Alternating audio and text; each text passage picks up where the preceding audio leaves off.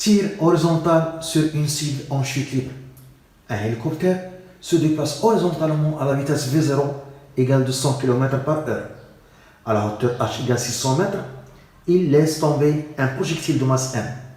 Une cible de masse m' située au même niveau à la distance t égale 500 mètres d'hélicoptère est lâchée sans vitesse initiale à la date t égale à 0 au moment où le projectile quitte l'hélicoptère. On néglige le flottement et on donne g égale 10 mètres par seconde au carré. 1. Montrer que le projectile et la cible ont la même équation horaire z de t. 2. À quelle date le projectile arrive-t-il au point M d'abscisse x égale à d. 3. Déterminer l'altitude à laquelle le projectile rencontre la cible au point M. 4. À quelles conditions, sous la valeur de V0, le projectile atteint-il la cible avant que cette dernière touche le sol. 1. On montre que le projectile et la cible ont la même équation horaire z de t. Le projectile et la cible ont la même équation horaire z de t. Équation horaire z de t. Le schéma: un hélicoptère se déplace horizontalement à la vitesse v. À la date t égale à 0, elle laisse tomber un projectile. Donc, à t égale 0, la vitesse du projectile est horizontale et égale à v0. À t égale à 0, le projectile se trouve à une hauteur h du sol. À la même date, t égale à 0, une cible est lâchée en chute libre sans vitesse initiale, d'une hauteur h. À une date t, le projectile rencontre la cible au point N d'abscisse x égale à d. Et d est la distance entre le projectile et la cible à la date t égale à 0. Au cours du mouvement du projectile, il est soumis à son poids. La même chose au cours du mouvement de la cible en chute libre, elle est soumise uniquement à son poids, car on néglige le flottement de l'air. Pour trouver l'équation horaire suivant l'axe OZ, on applique la deuxième loi de Newton. Deuxième loi de Newton.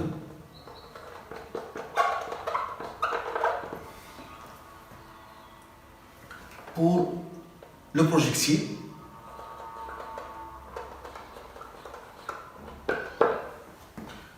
on a la somme des forces égale MHG. Il y a une seule force. Il s'agit d'une chute libre. Pour le projectile, une chute libre non verticale. Pour la cible, une chute libre verticale. Donc, on a P est égal à M à G. P, c'est N fois G est égal à M à G. Donc, AG est égal à G. On projette cette équation vectorielle dans le repère OX, OZ. Par projection, sur l'axe OX, la projection de AG, c'est à X. La projection de G sur l'axe OX, le vecteur champ de pesanteur est perpendiculaire à l'axe OX, sa projection est égale à 0. Suivant l'axe OZ, AZ est égal. La projection de G sur l'axe OZ dans toute la longueur, mais G et K en du sens opposé, donc c'est moins G. Par définition, AX, c'est dVx sur dt est égal à 0. AZ, c'est dVz sur dt, moins G.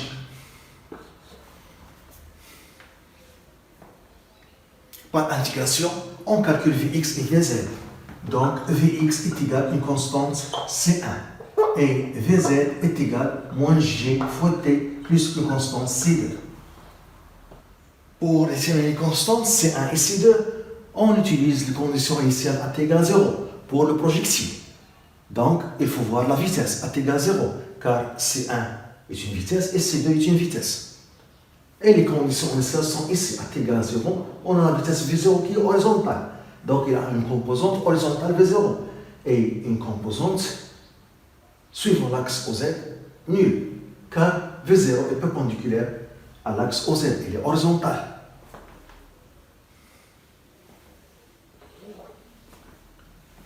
à t égale à 0, on a V0x est égal à V0.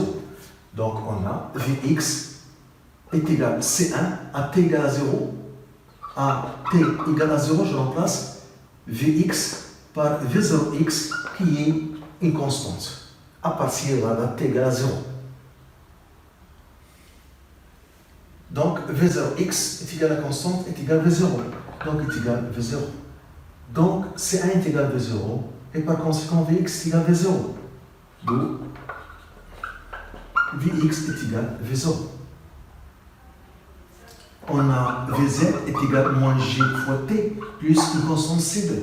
À t égale à 0, je remplace Vz par V0z et t par 0 est égal à moins g fois 0 plus C2. V0z est égal à 0.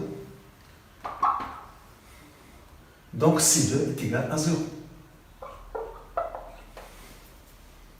Les coordonnées de vecteur vitesse sont donc Vx est égal à V0, Vz est égal à moins g fois t. Ce sont les coordonnées de vecteur vitesse.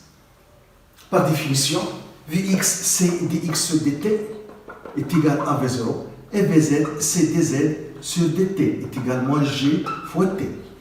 Par intégration, on calcule x et z. Donc x est égal à V0 fois t plus une constante C'1. Et z est égal à moins 1 demi g t au carré plus C'2. On détermine les constantes C'1 et C'2 en utilisant les conditions initiales à t égale à 0. Il faut voir l'abscisse est l'ordonnée à t égale à 0. C' est une abscisse, C'2 est une ordonnée. Ou C'1 est une abscisse.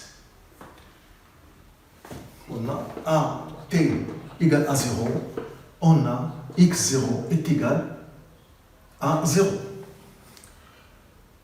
On a x égale V0 fois t plus C'1 à t égale à 0. Je remplace x par x0 et t par 0 est égal à V0 fois 0 plus C'1. Donc on trouve C'1 est égal à x0 qui est égal à 0. On a z est égal à moins 1 demi gt au carré plus C'2 à t égale à 0. Je remplace z par z0 et t par 0 moins 1 demi g0 au carré plus C'2. Z0 est égal à h à t égale à 0. Donc est égal à h. Donc C'2 est égal à h. Les équations horaires de mouvement sont x est égal à V0 fois t et z est égal à moins 1 demi gt au carré plus h. C'est z de t pour le projectile.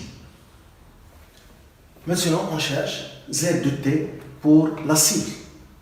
Pour la cible,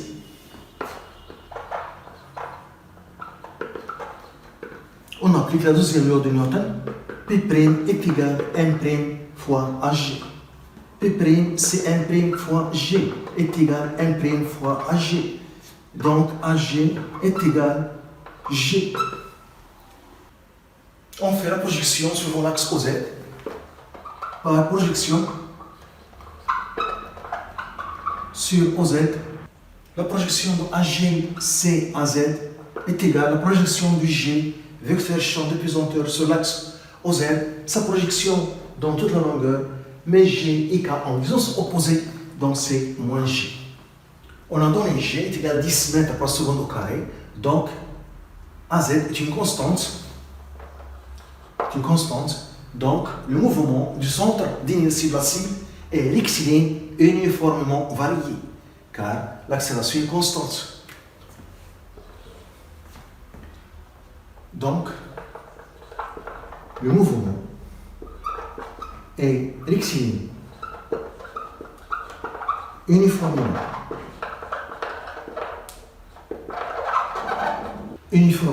varié. d'équation horaire. L'équation horaire Z est égal à 1 demi AZ T au carré plus V0Z fois T plus Z0. C'est l'équation horaire d'un mouvement rectiligne uniformément varié. AZ, C moins G, V0Z, la cible a été lâchée sans vitesse initiale à partir d'une hauteur H, donc Z0 est égal à H. Ce 0 signifie AT égale à 0.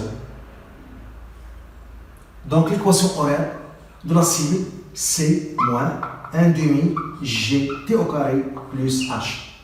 Donc c'est la même équation horaire du projectile. Donc à chaque instant, le projectile et la cible ont même ordonnée. 2. La date à laquelle le projectile arrive au point M. La date à laquelle le projectile arrive au point M. D'abscisse x égale à p.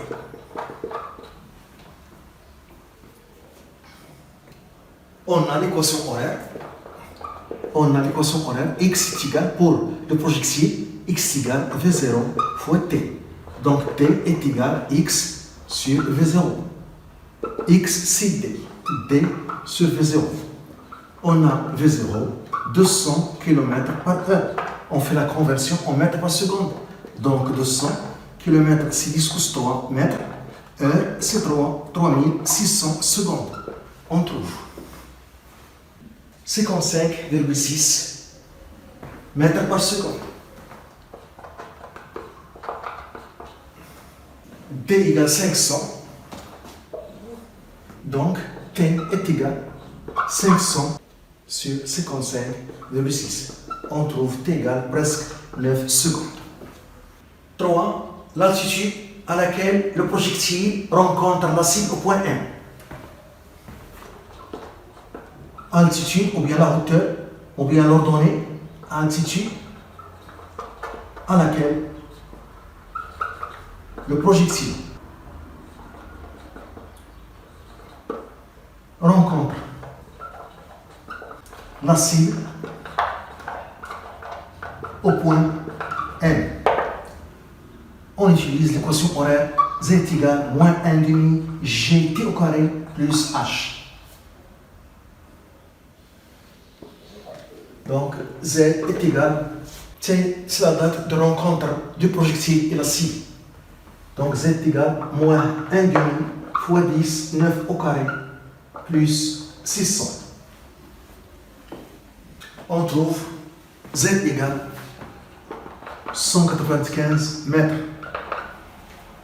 4. À quelles conditions sur la valeur de V0 le projectile atteint-il la cible avant que cette dernière touche le sol? 4. La condition sur la valeur de V0. La condition sur la valeur de V0. Il faut donc, à la date de rencontre au point M, Z doit être positif. À la date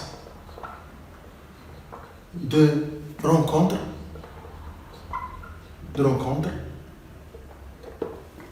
T est égal à D sur V0, on doit avoir Z positif. Et Z, c'est moins 1 demi gt au carré plus h. Doit être positif. Donc h supérieur à 1 demi gt au carré. Et je remplace t par son expression, la date de rencontre. Donc h supérieur à 1 demi gt au carré, c'est d au carré sur v0 au carré. Donc v0 au carré supérieur à G fois D au carré sur 2H. V0 doit être supérieur, V0 doit être supérieur à D fois la racine de G sur 2H. C'est la condition sur la valeur de la vitesse V0 pour que le projectile atteigne la cible avant que la cible touche le sol. Application numérique, donc V0 supérieur D500 fois la racine G10 de H600. V0 supérieur 45,6 mètres par seconde. V0 doit être supérieur à 45,6 mètres par seconde. La vitesse V0 de projectile doit être supérieure à cette valeur, 45,6 mètres par seconde, pour que le projectile atteigne la cible avant que la cible touche le sol. Non, dans les données, on a donné V0 égale 55,6 mètres par seconde, supérieur à cette valeur, 45,6 mètres par seconde. Et si la vitesse V0 initiale est inférieure à cette valeur, la trajectoire de projectile sera comme ça. Donc, le projectile va tomber ici et la cible en chute libre va tomber ici. Donc, il n'y aura pas rencontre avant que la cible touche le sol.